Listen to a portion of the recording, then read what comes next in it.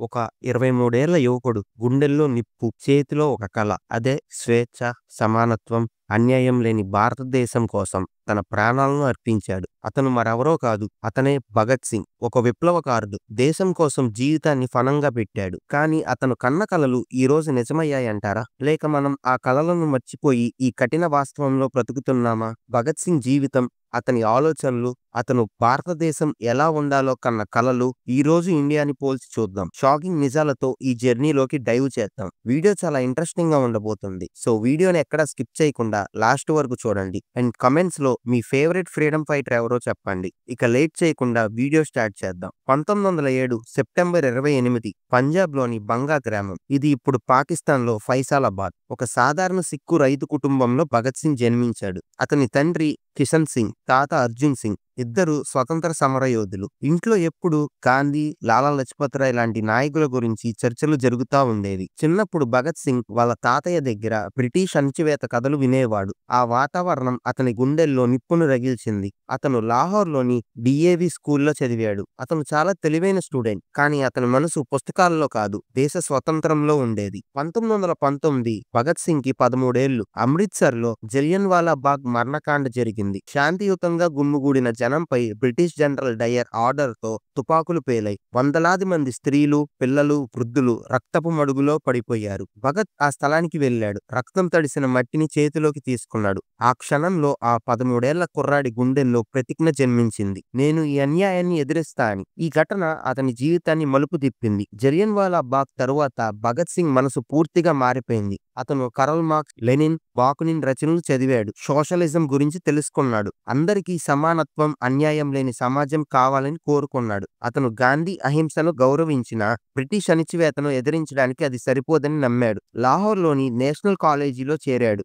అక్కడ విప్లవకారులతో కలిశాడు. 1926లో 17 ఏళ్ల వయసులో భగత్ సింగ్ నౌజవాన్ భారత్ సభను స్థాపించాడు. యువతలో స్వాతంత్ర జ్వాల రగిలించాడు. తర్వాత హెచ్ఎస్ఆర్ఏలో చేరాడు. అంటే Hindustan socialist republic association. Sukhdev, Rajguru, Chandrashekhar ఆజాద్లతో కలిసి బ్రిటిష్ పాలనను కూల్చడానికి, సమాన భారతదేశాన్ని నిర్మించడానికి ప్రాణం పెట్టాడు. ఇప్పుడు వాళ్ళ మొదటి పెద్ద యాక్షన్ ఏమిటో తెలుసుకుందాం. 1928లో సైమన్ కమిషన్ పై దేశవ్యాప్త నిరసనలు రగిలాయి. ఎందుకంటే అందులో ఒక్క భారతీయుడు కూడా లేడు. లాహోర్లో లాలా లజపత్ రాయ్ నేతృత్వంలో జరిగిన ప్రదర్శనలో బ్రిటిష్ పోలీసులు లాఠీచార్జిలో లాలాజీ గాయపడి కొన్ని వారాల తర్వాత చనిపోయారు. భగత్ సింగ్ కి ఈ ఘటన ఒక షాక్. ఎందుకంటే లాలాజీ భగత్ సింగ్ కి గురువు లాంటి వాడు. హెచ్ఎస్ఆర్ తో కలిసి లాహోర్ పోలీసును సూపరింటెండెంట్ సందర్స్ ను చంపాలని ప్లాన్ వేశారు. 1928 డిసెంబర్ 17న కాల్చి చంపారు. ఈ ఘటన దేశాన్ని కదిల్చింది. సందర్స్ హత్య తరువాత భగత్ సింగ్ పారిపోయాడు.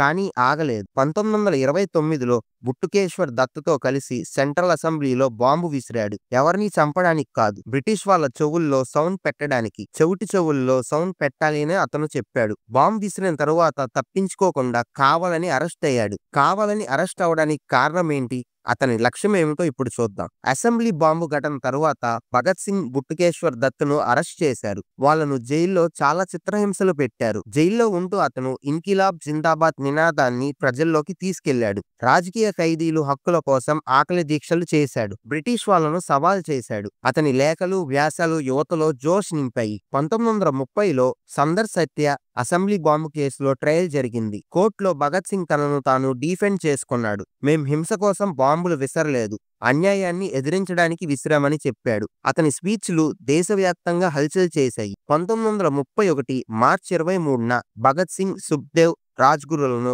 లాహోర్ జైల్లో ఉరితీశారు. 23 ఏళ్ల వయసులో భగత్ సింగ్ దేశం కోసం ప్రాణాలు అర్పించాడు. కానీ అతని ఆలోచనలు, ఇన్కిలాబ్ జిందాబాద్ నినాదం యువతలో విప్లవ జ్వాలను రగిల్చాయి. అతని త్యాగం స్వాతంత్ర ఉద్యమానికి కొత్త ఊపు తెచ్చింది. భగత్ సింగ్ కేవలం విప్లవకారుడు కాదు, గొప్ప ఆలోచనాపరుడు. అతను కన్నది బ్రిటిష్ పాలన నుంచి స్వాతంత్రం మాత్రమే కాదు, కులం, మతం, ఆర్థిక అసమానతలు లేని సమాన భారతదేశం. మతం, సమాజం, అన్యాయం గురించి లోతుగా ఆలోచించాడు. ప్రశ్నించండి, ఆలోచించండి. మార్పు తీసుకురండి అని యువతను పిలిచినప్పుడు అతని ఆలోచనలు సోషలిజం నుంచి పుట్టాయి. కుల వ్యవస్థ, మత గొడవలు సమాజాన్ని విడగొడతాయని, అవి ఐక్యతను నాశనం చేస్తాయని వ్యతిరేకించాడు. అతను కోరుకున్న భారతదేశంలో ధనికుడు, పేదవాడు అనే తేడా లేని సమాజం, చదువు, ఉద్యోగం, గౌరవం అందరికీ అందుబాటులో ఉండాలని కలలు కన్నాడు. భగత్ సింగ్ రైతులను, కార్మికులను దేశ హీరోలుగా చూశాడు. కానీ ఈ రోజు మనం యాక్టర్స్ ని హీరోల్లా చూస్తున్నాం. ఈ విషయంలో సిగ్గుపడాలి మనం. రైతు బతికితే దేశం బతుకుతుందని రాశాడు. చదువును సమాజ మార్పు ఆయుధంగా నమ్మాడు. అతని కళ భయం, ఆకలి, అణిచివేత లేని సమాజం. స్వాతంత్రం అంటే ప్రతి మనిషి గౌరవంగా జీవించే హక్కు అని చెప్పాడు. అతని లేఖలు, వ్యాసాలు యువతలో జోష్ నింపాయి. మార్పు కావాలంటే మీరే మార్పు అవ్వండి అని ఉత్తేజపరిచాడు. అతని ఆలోచనలు రాడికల్ గా ఉన్న సమాజంలో ఐక్యత, సమానత్వం కోసం స్ఫూర్తినిచ్చాయి. కానీ ఈ కలలు నిజమయ్యాయా? భగత్ సింగ్ కలలు ఒక రోడ్ మ్యాప్. 1947లో భారత్ స్వతంత్రం సంపాదించింది. కానీ భగత్ సింగ్ కన్న సామాజిక విప్లవం పూర్తయిందా? ఈ రోజు భారతదేశంలో ఆర్థిక అసమానతలు ఉన్నాయి. 1% ధనికుల దగ్గర 40% సంపద. 50 కోట్ల మంది రోజుకు 300 రూపాయల కంటే తక్కువతో జీవిస్తున్నారు. రైతులు రుణాలతో నలిగిపోతున్నారు. కార్మికులు దోపిడీకి గురవుతున్నారు. కుల వ్యవస్థ గురించి భగత్ సింగ్ వ్యతిరేకించాడు. కానీ ఈ రోజు కూడా కుల వివక్ష కొనసాగుతుంది. గ్రామాల్లో దళితులపై వివక్ష, కొన్ని చోట్ల హింస ఉంది. మత గొడవలు ఐక్యతను దెబ్బతీస్తాయి. భగత్ సింగ్ ఈ విభజనలను చూస్తే ఏమనుకునేవాడు? చదువు సమాజాన్ని మార్చే ఆయుధమని భగత్ సింగ్ నమ్మాడు. కానీ లక్షలాది పిల్లలు స్కూల్కి వెళ్లలేకపోతున్నారు. యువత నిరుద్యోగంతో నిరాశలో ఉంది. రైతులు ఆత్మహత్యలు చేసుకుంటున్నారు. కార్మికులకు సరైన హక్కులు లేవు. భగత్ సింగ్ కలలు ఇంకా నెరవేరలేదు. భారతదేశం టెక్నాలజీ, ఎకానమీ, స్పేస్ రీసెర్చ్ లో ముందుకు వెళ్తుంది. కానీ సామాజిక సమానత్వం, ఆర్థిక స్వతంత్రం ఇంకా సవాలుగా ఉన్నాయి. ఒకవైపు చంద్రుడిపైకి వెళ్తున్నాం, మరోవైపు లక్షలాది మంది ఆకలితో ఉన్నారు. ఈ అసమానతలు ఎందుకు? భగత్ సింగ్ ఆలోచనలు ఇంకా బ్రతికే ఉన్నాయి. కానీ మనం వాటిని మర్చిపోయాం. అన్యాయాన్ని ఎదిరించకపోతే స్వాతంత్రం అర్థం లేదు అని అతను చెప్పాడు. మనం ఈ రోజు అన్యాయాన్ని ఎదిరిస్తున్నామా, లేక రోజువారీ జీవితంలో బిజీ అయ్యామా?